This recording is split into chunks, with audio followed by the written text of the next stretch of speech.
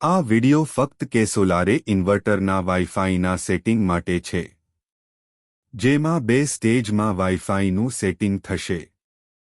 Stage 1 ઇન્વર્ટરના wifi data લોગરને ઘરના wifi જોડે connect કરવું. સૌપ્રથમ મોબાઈલ ડેટાને બંધ કરવો. ત્યારબાદ વાઇફાઈના સેટિંગમાં જવું.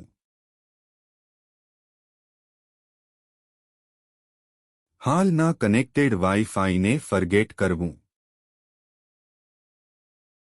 ત્યારબાદ ઇન્વર્ટર ઉપર લાગેલા ડેટા લોગર ઉપર આપેલ નંબર જેવો વાઇફાઈમાં આઈડી બતાવશે તેની જોડે કનેક્ટ કરવું. પાસવર્ડમાં 1 થી 8 નંબર નાખવો.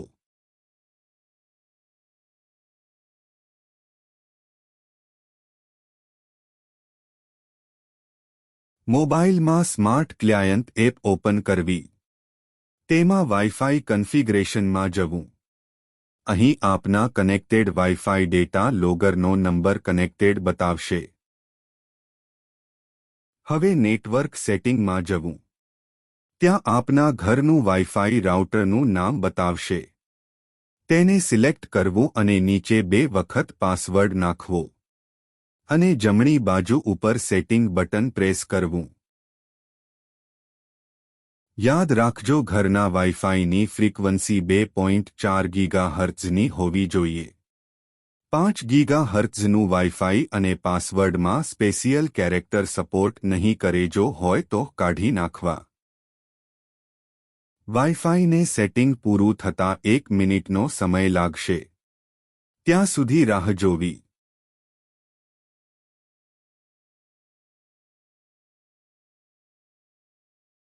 ફરીથી વાઇફાઈના સેટિંગમાં જઈને ડેટા લોગરને ફરીથી કનેક્ટ કરવું.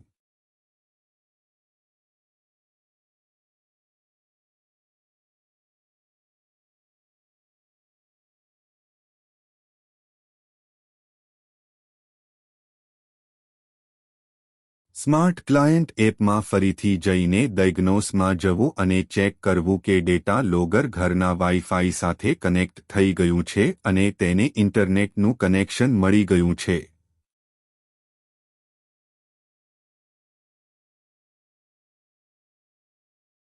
ત્યારબાદ ડેટા લોગરને મોબાઈલ વાઇફાઈ સેટિંગમાંથી ફરગેટ કરી દેવું અને મોબાઈલને આપના ઘરના વાઇફાઈ સાથે ફરીથી કનેક્ટ કરી દેવું તથા મોબાઈલ ડેટાને ચાલુ કરી દેવો.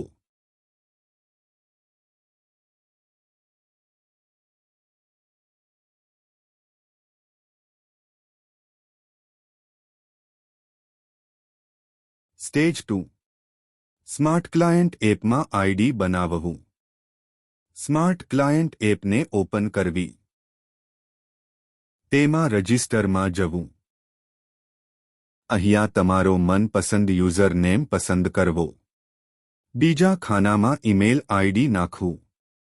ગેટ વેરિફિકેશન બટન ક્લિક કરવું.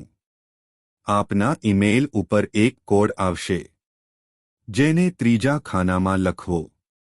આપનો પસંદનો પાસવર્ડ 2 વખત નાખવો. છઠ્ઠા ખાનામાં ડેટા લોગર નંબર નાખવો. અહીંયા આપ મોબાઈલ કેમેરા વડે ડેટા લોગરના QR કોડને સ્કેન કરીને નાખી શકો છો.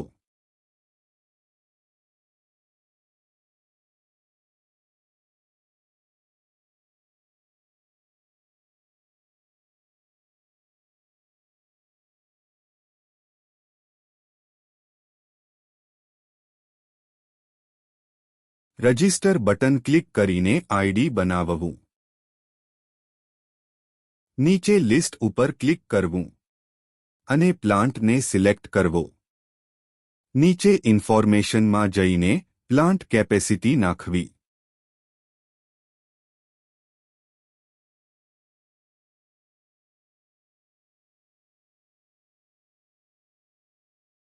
નીચે કેપિટલ ગેઇનમાં જઈને ભારતીય રૂપિયા સિલેક્ટ કરી અત્યારના યુનિટ રેટ નાખવા.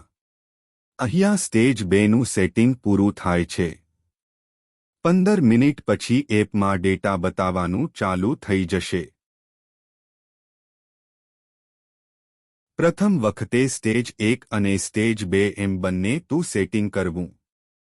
ભવિષ્યમાં જો ઘરના વાઇફાઈનો પાસવર્ડ બદલાય તો સ્ટેજ 1ની પ્રોસેસ કરવી.